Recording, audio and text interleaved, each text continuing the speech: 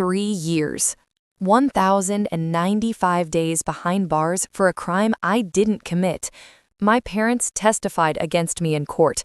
My younger brother stood on the witness stand and lied through his teeth. My sister-in-law cried fake tears while blaming me for losing her baby in a car accident that was never my fault. They did it all to steal what was rightfully mine, a technology company I built from nothing, worth $90 million. They thought sending me to prison would break me, that I'd come out weak, defeated, ready to sign away everything I'd worked for. They were wrong. The day I walked out of those gates, I had a plan, evidence they didn't know existed, allies they never suspected, and a lawyer who specialized in destroying people who thought they were untouchable. My name is Natasha Monroe, and this is the story of how my family tried to bury me alive, and how I buried them instead. Before we begin, drop a comment and tell me where you're watching from. Have you ever been betrayed by someone you trusted, someone who was supposed to protect you? Because that's what this story is about: betrayal, justice, and the price people pay when they underestimate the woman they tried to destroy. Let me take you back to the beginning, before the prison walls, before the trial, before everything fell apart.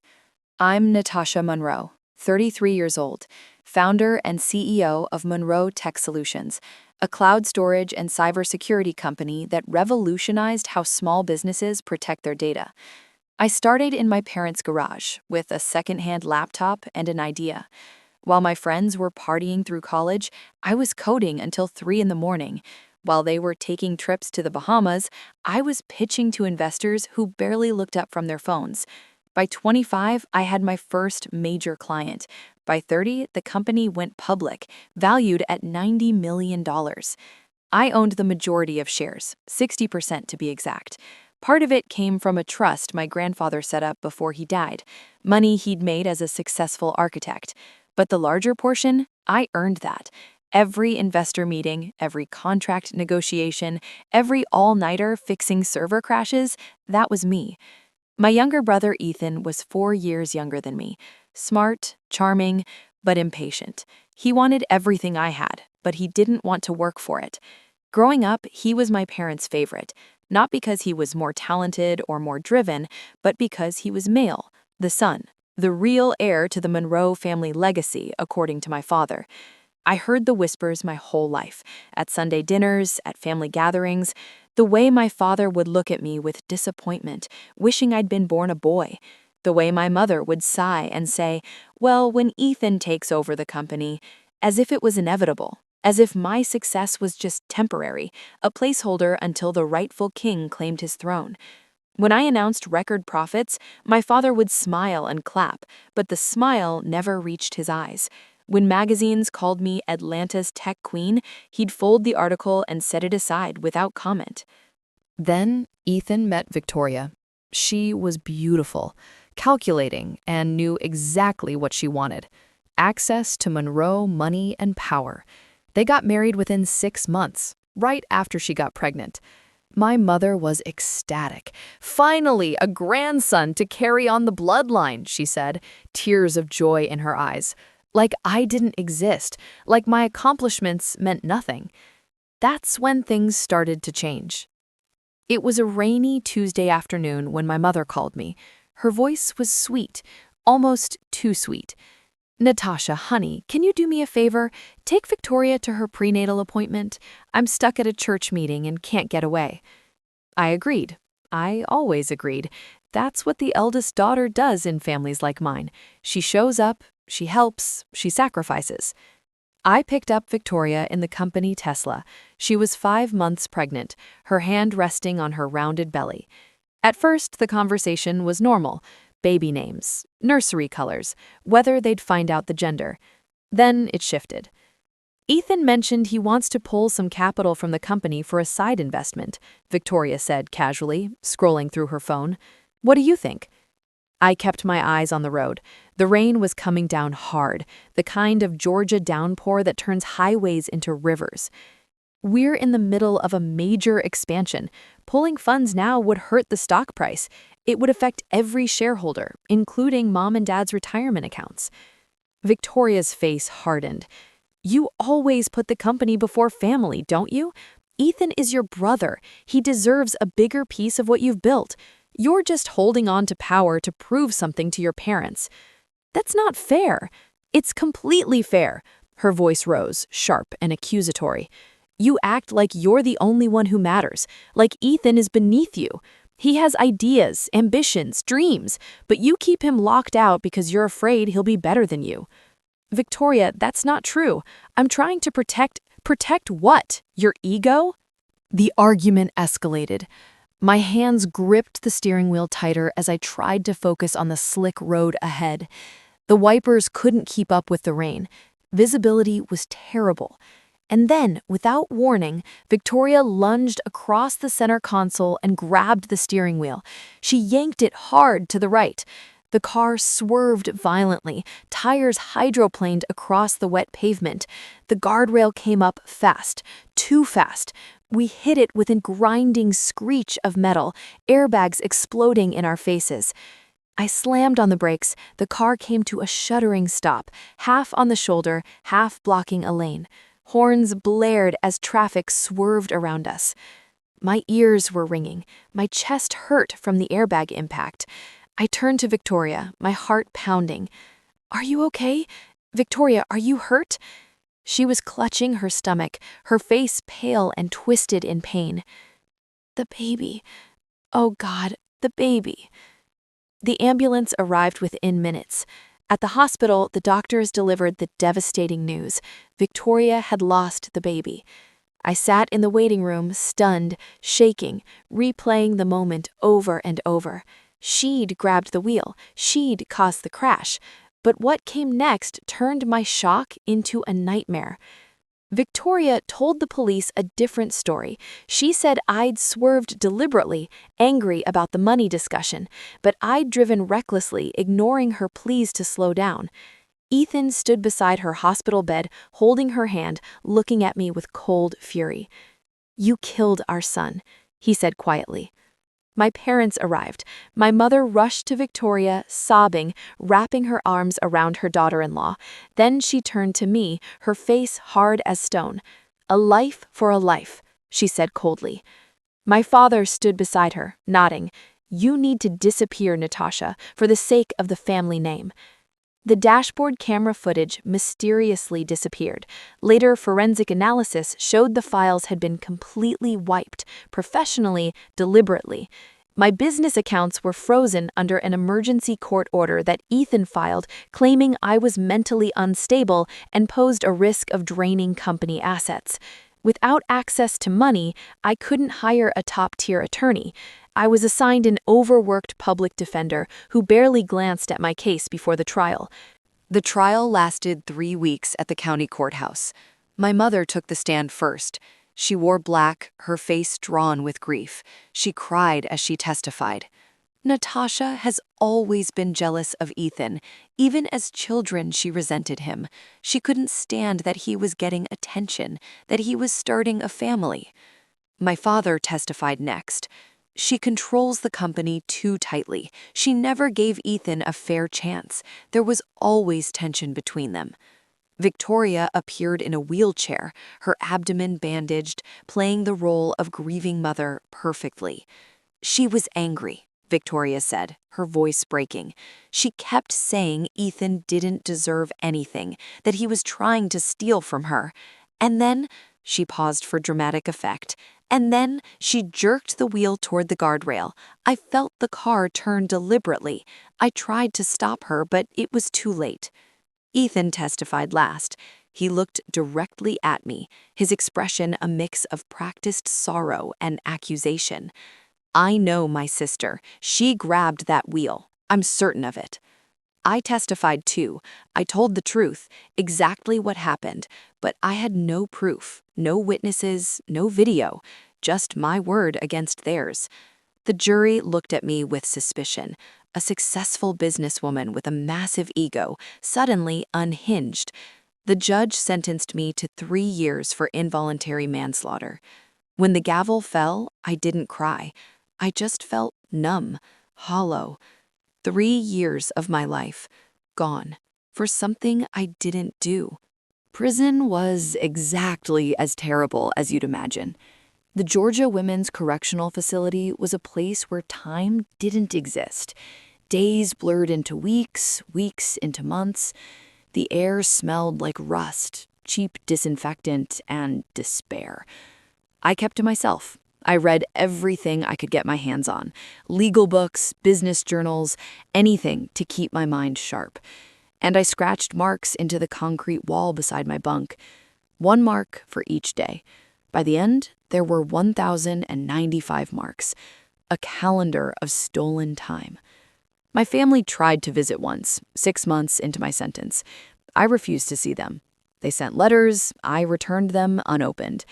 They wanted me broken, compliant, ready to sign over my company shares when I got out. They wanted me to believe I deserved this punishment. But something happened in that prison. Instead of breaking, I hardened. I got stronger, sharper, angrier in the best possible way. I also got smarter. I made connections. I learned things, and I started planning. There was a woman in my cell block named Carmen, serving time for white-collar crime. She'd been a forensic accountant before her conviction. She taught me how to trace hidden money, how to spot financial fraud, how corporations hide assets offshore. Another woman, Jaya, had been a corporate lawyer. She explained legal loopholes, appeals processes, and how to build an airtight case if you had the right evidence. I spent 3 years learning everything I'd need to destroy the people who put me there. And then I got a letter. Not from my family, from someone I hadn't heard from in years. My youngest brother, Daniel. Daniel was 7 years younger than me, the baby of the family. When I'd been arrested, he'd been 23, fresh out of college, working an entry-level job. I'd fired him from Monroe Tech 2 years before my arrest. He'd been CFO, a title my father insisted on giving him despite Daniel's lack of experience. I'd discovered minor accounting discrepancies that didn't add up. I'd assumed he was incompetent, careless. I'd been wrong. His letter was short. I have evidence. I've been collecting it for 3 years. Trust no one but me. When you get out, I'll be waiting. I held that letter for hours, reading it over and over, wondering if it was another trap.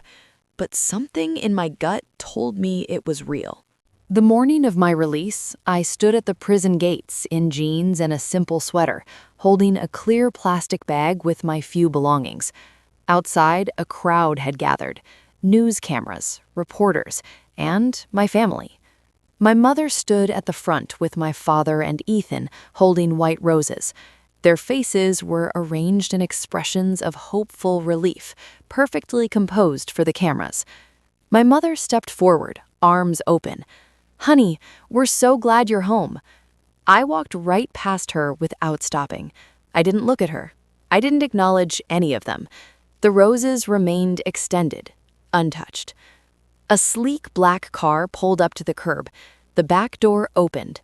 A man in an expensive suit stepped out. Late 30s, sharp eyes, confident posture. "Miss Monroe," he said loudly enough for the cameras to catch, "your car is waiting." His name was Marcus Sterling, one of the most feared corporate attorneys in the state, known for taking down fraud cases and never losing.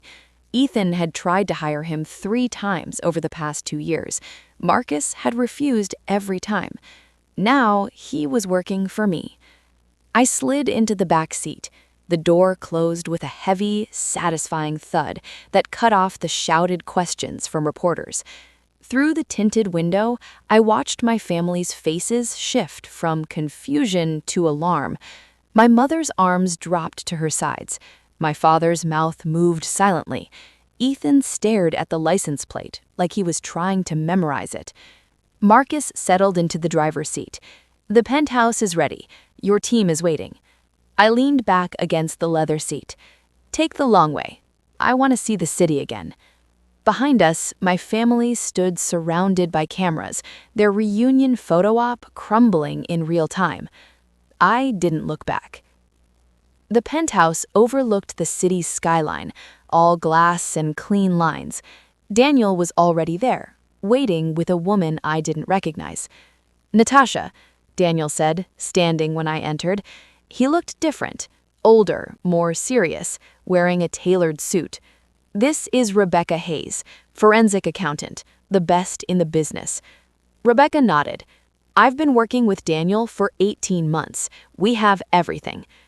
On the table were stacks of documents, bank statements, emails, wire transfers to offshore accounts, invoices for services that never existed. Ethan has been embezzling from Monroe Tech for 5 years, small amounts at first, then larger. He created shell companies in the Cayman Islands, fake consulting contracts. He's stolen over $8 million. I sat down slowly, my hands shaking. "How did you—" "The accounting discrepancies you fired me for?" Daniel gave a bitter smile. "They weren't mistakes. They were breadcrumbs. I was trying to figure out what Ethan was doing. When you fired me, I realized I couldn't investigate from inside the company, so I went dark. I pretended to stay loyal to the family, attended every Sunday dinner, smiled at every holiday, and I documented everything." Rebecca opened a laptop. "We also recovered the dashboard camera footage from your accident." My breath caught. "How?" "Cloud backup, automatic upload to Tesla's servers. Your brother's tech guy wiped the local storage, but he didn't know about the remote backup. It took us 2 years to get access through legal channels, but we got it." She pressed play. On the screen, I watched the accident unfold, Victoria and me arguing, her hand reaching across, grabbing the wheel, yanking it hard. Clear, undeniable proof. I felt tears burning behind my eyes. All this time? "All this time, I was building the case," Daniel said. "I'm sorry I couldn't do it faster. I'm sorry you had to spend 3 years in there. But I promise you, Natasha, we're going to destroy them." Marcus Sterling cleared his throat.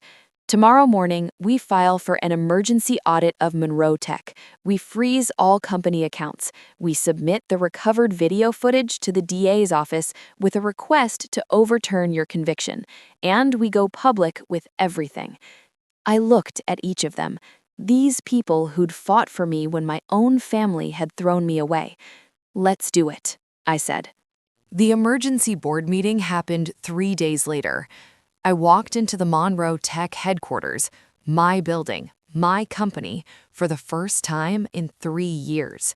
Ethan was already in the conference room, mid-presentation about quarterly earnings.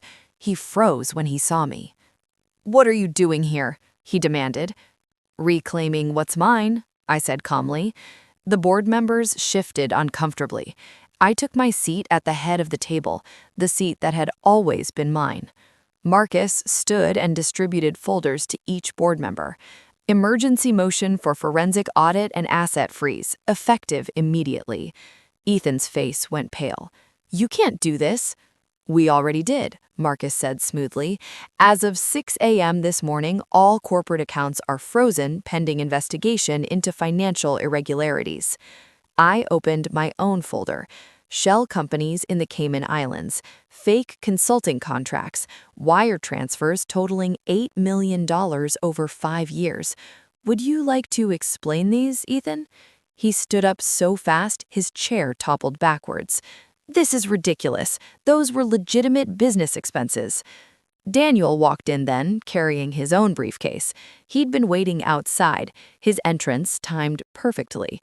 "No, they weren't," Daniel said quietly. "I have the proof.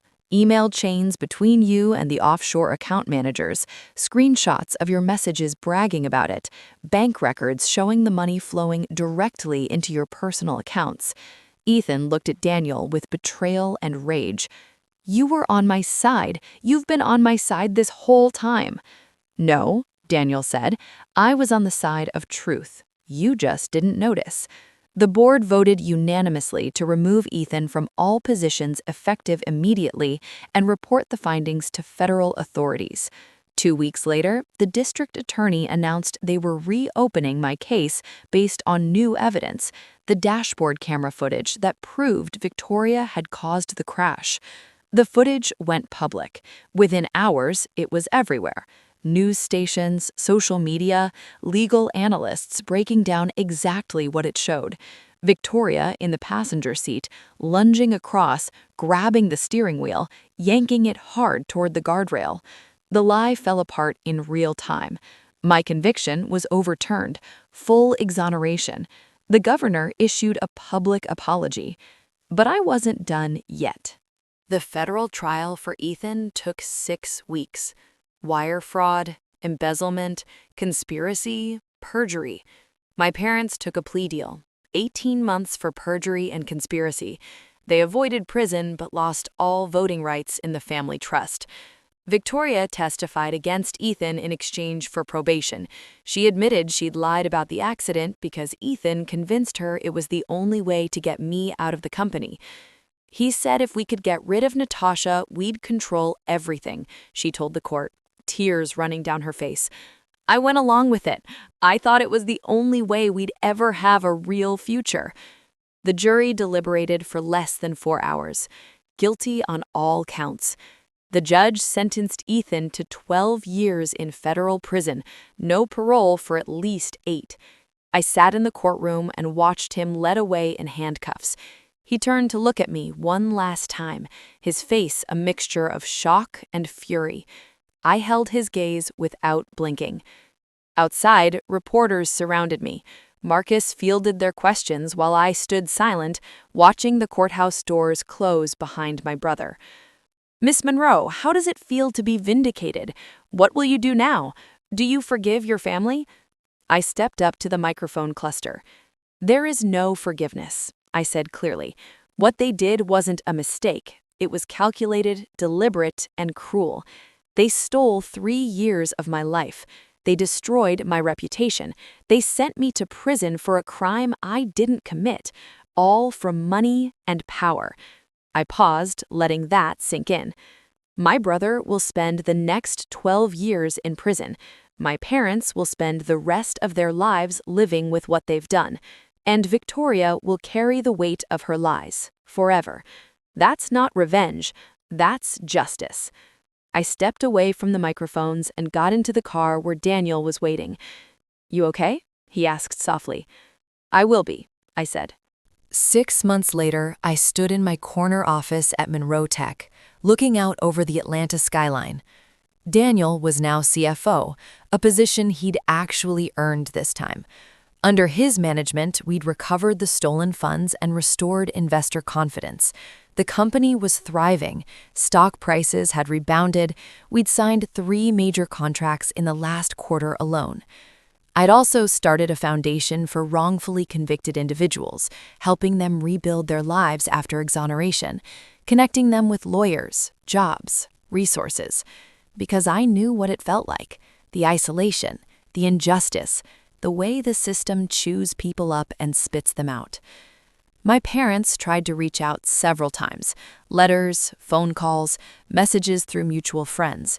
I ignored them all. I'd legally changed my last name, cutting all official ties.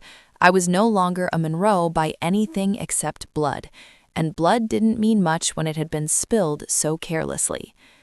One afternoon, Daniel appeared at my office door. Ethan requested a visit, he said carefully. He wants to see you. I considered it for a long moment. Part of me wanted to refuse, to let him rot in prison without the satisfaction of an audience. But another part of me wanted him to see what I'd built, what I'd reclaimed. I'll think about it, I said. A week later, I walked into the federal prison visiting room. Ethan sat on the other side of the plexiglass, wearing an orange jumpsuit, looking smaller somehow, diminished. I picked up the phone. He did the same. "Thank you for coming," he said, his voice hoarse. "I didn't think you would." I didn't respond. I just waited. "I'm sorry," he continued. "I know that doesn't change anything. I know it doesn't give you back those 3 years, but I need you to know I'm sorry for all of it." "Sorry you did it?" I asked quietly. "Or sorry you got caught?" He flinched. "Both, probably. I was jealous. I resented you. You were everything I wanted to be, and I convinced myself you didn't deserve it." "I built that company," I said, my voice hard. I earned every dollar, every success. You wanted it handed to you because you were born male, because mom and dad treated you like you were special. I know. You sent me to prison for something I didn't do. You stood on that witness stand and lied. You let Victoria lie. You let them convict an innocent person, your own sister, and you didn't lose a single night of sleep over it. His eyes filled with tears. I know. There's no forgiveness, Ethan. Not now, not ever. You made your choice. I hung up the phone and stood. He pressed his palm against the glass, mouthing something I couldn't hear. I turned and walked out without looking back. Today, 3.5 years after walking out of that prison, I'm free in ways I never was before. I don't speak to my parents. I don't acknowledge Ethan's existence. Victoria moved to another state, unable to face the community that now knows her as a liar. But Daniel and I are closer than we've ever been. He's not just my CFO, he's my partner, my ally, the brother who chose truth over loyalty. Some people say I'm cold for not forgiving, that family should mean more than grudges. But those people didn't spend 3 years behind bars for a crime they didn't commit. They didn't have their parents testify against them in court. They didn't lose everything because of someone else's greed. Forgiveness isn't weakness, but neither is refusing to forgive. Sometimes protecting yourself means cutting out the people who hurt you, even if they share your DNA. My company is stronger than ever, my reputation is restored, and every morning I wake up in my own bed, in my own home, living my own life, free. Not just from prison, but from the people who tried to bury me alive. If you're watching this and you've been betrayed, lied about, abandoned by the people who were supposed to protect you, know this: survival isn't just about getting through it. It's about coming the other side stronger, sharper, and absolutely unwilling to let them win. Thank you for watching. Drop a comment telling me where you're from and share your thoughts. Have you ever had to cut family out of your life? How did you rebuild?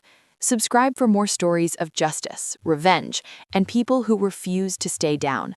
Remember, they can take your time, they can take your freedom, but they can't take who you are. Not unless you let them. And I never did.